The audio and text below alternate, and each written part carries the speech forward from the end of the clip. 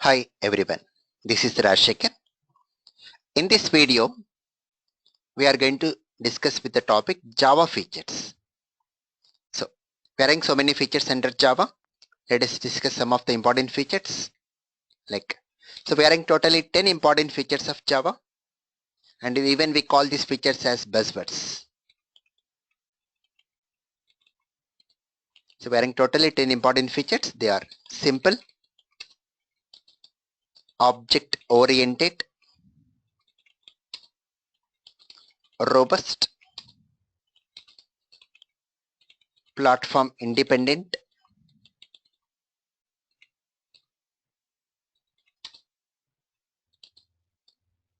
interpreted,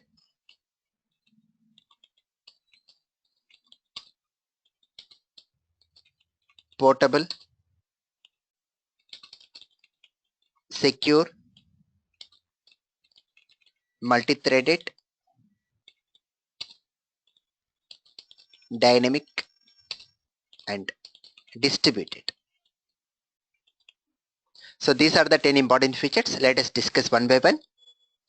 So let us go with simple. Java is simple. Why Java is simple? Because in Java, there are so many libraries. So for example, let me consider one small example. Let me consider an array. An array means it's a collection of elements. So whenever you want to collect the elements, we think of arrays. Then let us consider I want to sort the elements of the array. Sorting means arranging the elements in ascending or descending order. So when you want to sort the elements of the array, if I want to do this program using C and C++, the code goes for 10 to 15 lines of code. But in case of Java, we can sort the array elements by using only one line of code. That is, we make use of a predefined class called as arrays, which contains a method sort. And if I pass the array name, n, so where n is the array name here, so where n is an array. So if I pass the array name to this sort method, and if I call this method using arrays class, then automatically the elements present in your array will get arranged in sorted order. So only one line of code is doing the task. So in that way, your Java is simple. Why? Because Java contains lots of APIs. Why Java is simple? Java is simple as it contains lots of APIs. The meaning of APIs is application programming interfaces, which we call it as libraries. Even we call it as libraries. So in the future videos, even I'll take you how to open the Java API and how to browse for the classes and methods under the class. Much more discussion on this we do in future classes. Then Java is object oriented. So Java is object oriented programming language which supports all the object oriented features. So Java is object oriented as it supports all the OO features. OO means what here? Object oriented features like objects, classes, abstraction, encapsulation, inheritance, and polymorphism.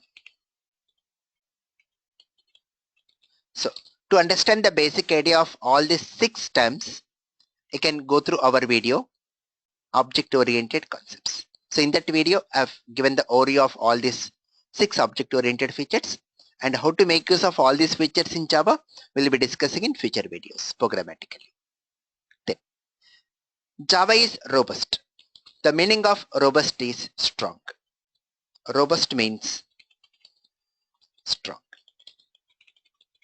So let us understand more of this robust.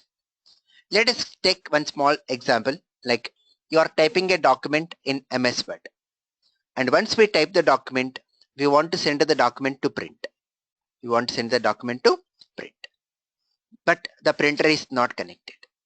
So what MS Word will do? It is going to give a message that printer not connected. It's not going to terminate the application. It's not going to close MS Word automatically.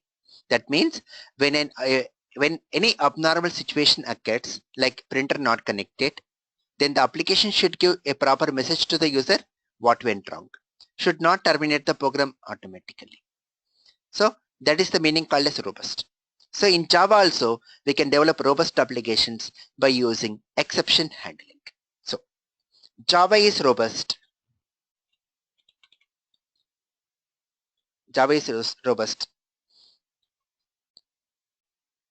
or we can say we can develop robust applications in Java using exception handling. Using exception handling, which avoids abnormal termination of program. So in future videos, you can find a topic exception handling where we discuss how to develop robust Java applications, which is going to avoid abnormal termination of program. Then, the next and very important feature of Java, platform independent. The meaning of platform independent here is that a Java program can run on any platform. A Java program can run on any platform. Means any operating system. Any operating system. We can even say like a Java program is write once, run anywhere. Write once, run anywhere. We can say or write once, run anywhere. Then let us understand more of this. What makes Java platform independent? You can say like a Java program is a collection of classes. What is a Java program? It is a collection of classes. Let me consider one small case. Like, so when you say a Java program is a collection of classes, so let me document this word.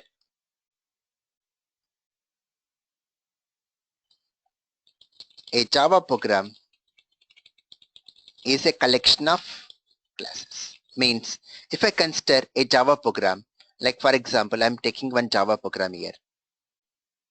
Let me say the name of the program as x.java. That is the extension given to Java file is .java. The extension given to Java file is .java. So let me take a source code here. Let me call it as x.java. And this file, we call it as source code. This file we call it as source code. So what are the program we write? We call it as source code.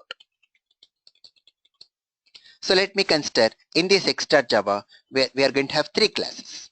So let me take class A, which contains some code inside this, class B, which contains some code inside this, and class C, which contains some code. So a Java program is a collection of classes. Then once we create a Java file, a source code, we need to compile the program. So how to compile a Java program here is, so in order to compile, we use a command at command prompt javac, which I discuss more in the next video, how to download Java and install Java and how to develop a Java application. So in order to compile, we make use of a command called as javac. And what's the name of the source code? x.java. Then once we use this command at the command prompt javac x.java or terminal in any other operating system, in this x.java, we are having three classes, A, B, and C. So when we issue this command, it is going to generate three files, creates A.class, B.class, and C.class. Depends on the number of classes present in your source code, that many .class files will be created for us. That many .class files will be created. And these .class files are called as bytecodes. So the intermediate format code is called as what here? Bytecodes. And these bytecodes are platform independent. These bytecodes are platform independent. So what makes Java platform independent means, what we need to say? The Java bytecodes. And these bytecodes can run on any operating system. These bytecodes can run on what? Any operating system. So let me recap.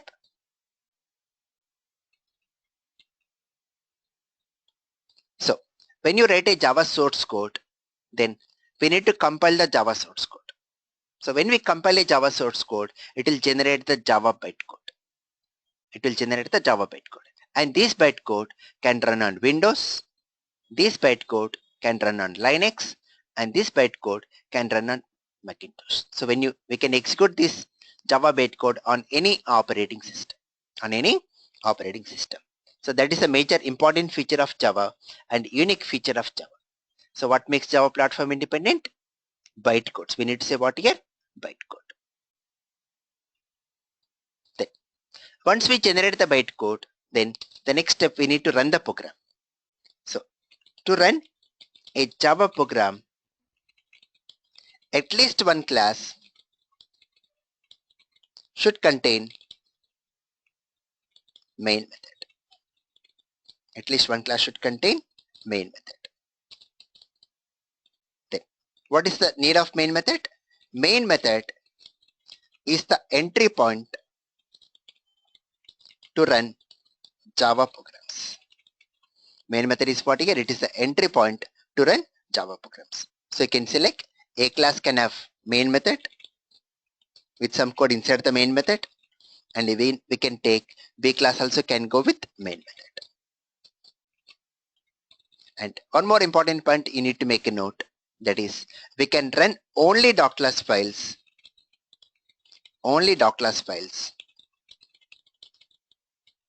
which contains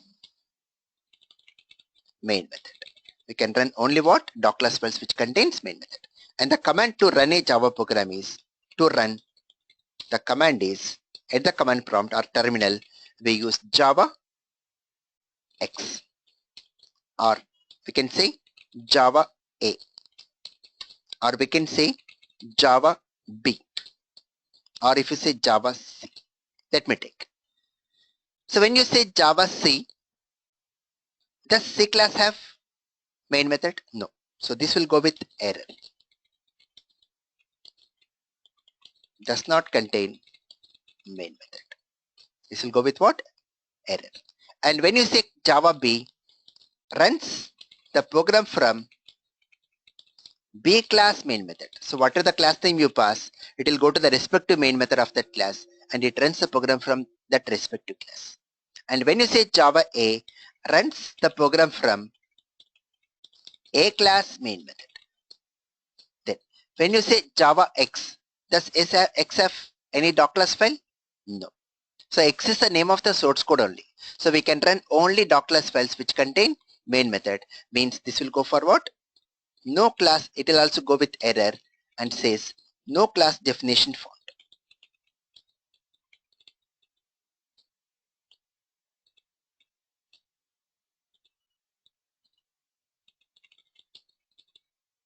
No class definition found. So that means very important point you need to make a note. We can run only doc class files which contains main method, right? So that's about platform independent and very important feature, and which I'll be showing every word practically in the next video. The next feature is interpreted. So in this one, Java C command is a compiler and Java command is an interpreter. So the meaning of interpreter is it's going to check the bytecode line by line. And if any line contains error, the program will get terminated. So you can say Java command is an interpreter which executes the bytecode line by line, and if any line contains error, the program gets terminated.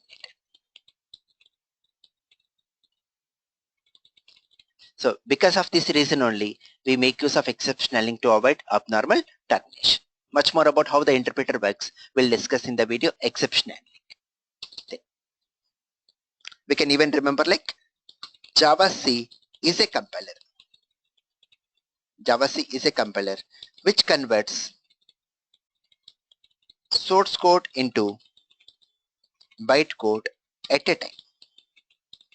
At a time means when there are no errors in your source code, then only the bytecode will get generated, which I'll elaborate more practically in the next video. Then, Java is portable. The meaning of portable is like when you take a source code, shifting the source code from one platform to other platform should be very easy. So the modification in the source code should be very, very less. So when you consider C and C++ programming languages, they are not highly portable. Why? Because when you take C language or C++, the size of integer data type differs. For example, if I take integer data type, it occupies 2 bytes memory in the case of 32-bit operating system and 4 bytes memory in the case of 64-bit operating system. Now, if I write a C language program in 32-bit and if I take the same program into 64-bit, I need to take care of memory issues. So because of this reason only, we say C and C++ are not highly portable like Java. And Java is portable because in Java, the size of all data types is same on all operating systems. So you can say Java is portable since the size of all data types is same on all operating systems.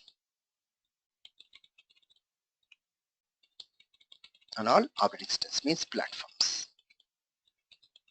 So what are the platform? It may be either 32-bit or 64-bit. The size remains same for all data types. And I'll discuss more of data types and the size of data types in Java basics. Then, Java is secure. Why Java is secure? Because Java does not support pointers. C and C++ contains a concept called as pointers, where we can able to store the address of some other variable. For example, if you take a variable like int n, whose value is some 10, and I want to take the address of n. How to take the address of n? We use and n. This part of code is related to C language. Okay, and this returns the address of n. And this code I can write only in C or C++. So I want to take the address of this n and I want to store it into some variable. So this variable we have to declare like a pointer. So what is the code we have written? This code is related to C or C++. So I'm declaring a variable n and we are taking the address of n and we want to store this address into another variable. So this is called as pointer. So you can say a pointer is a variable which contains the address of another variable.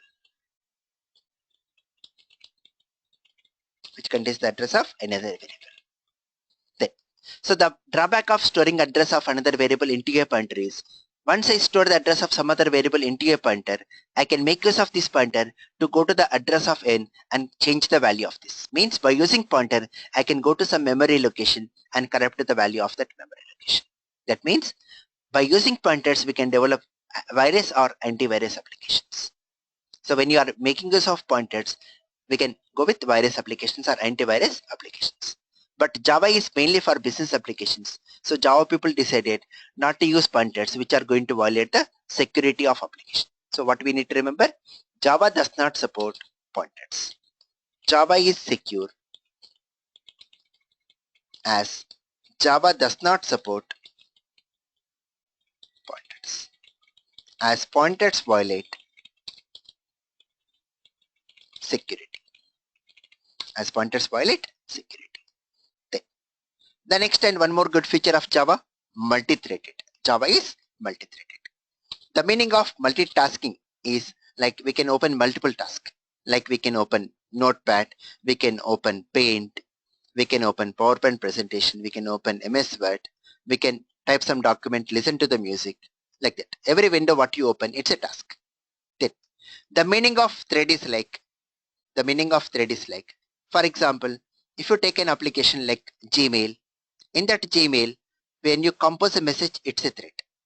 When you click on chat, it's a thread. and we can open multiple chart windows. We can open multiple compose message. So every compose message is a thread. Every chart window is a thread. And when we go for compose a message, and in that compose message, we go for attachments. When I'm doing first attachment, we can even attach second, we can even attach third. So when the previous attachments are going on, we can even attach the other files. And when the attachments are going on, we can even type the subject and body of the message. That means attachments are also separate thread here. Every attachment is a separate thread. And the advantage of going with this multi-threading is the performance of your application will get increased. So you can say like a thread is a lightweight process under execution within a process. And the need of going for multi-threading is used to increase the performance of application.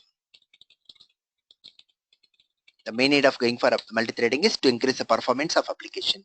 And when we come to the topic multi-threading, and we discuss more of how to develop multi-threaded applications in Java.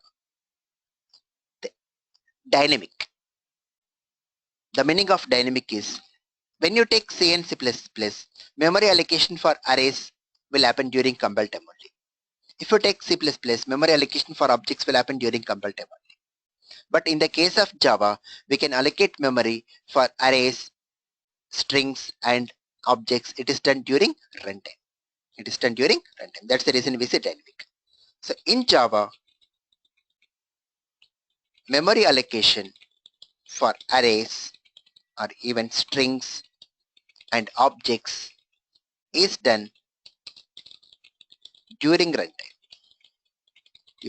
which is called as dynamic. And you can even make a note of one more very important point of Java, one more very good feature. Java is automatic garbage collection. That means our work as a programmer is only to allocate memory. Disallocation of memory is taken care by Java.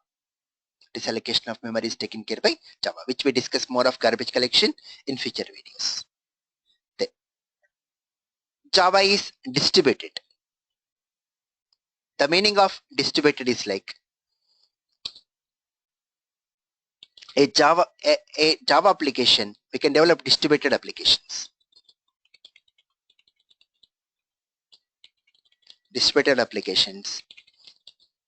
Using Java, where this application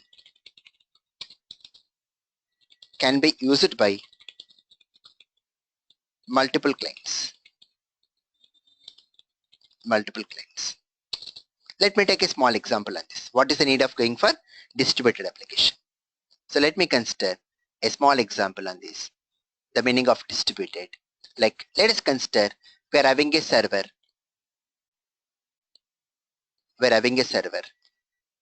Let me go with Airtel server.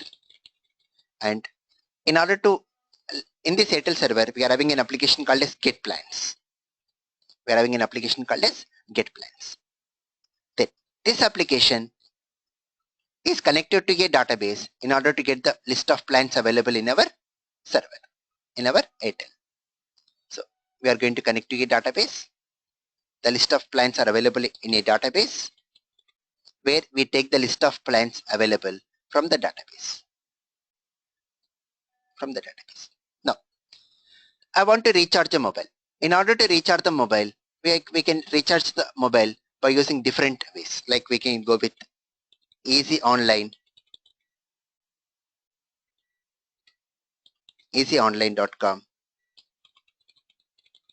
or we can make use of freerecharge.com, or we can make use of Paytm, or we can go with net banking, like that. So these are the different clients we are having, and these clients want to make use of this application. So because before we want to recharge the mobile, I want to know the list of plans available. So when we click on the get plans, it should display the list of plans available in Airtel before we go for recharge. So Well, in order to use this module, if I give this complete code to the client, the drawbacks are like sharing of database is very difficult.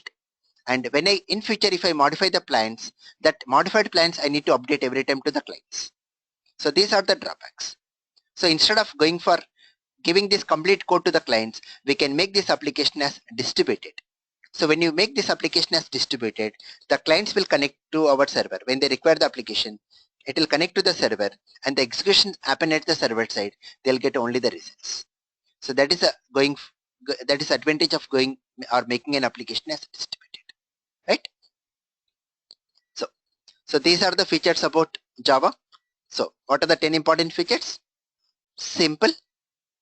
Java is simple, object oriented, robust, platform independent, interpreted, portable, secure, multi-threaded, dynamic, and distributed. So that's about in this video. In the next video, we'll see how to download Java and install Java on our machines. Right. Please subscribe to our videos to get the latest videos. Thank you. Thank you all.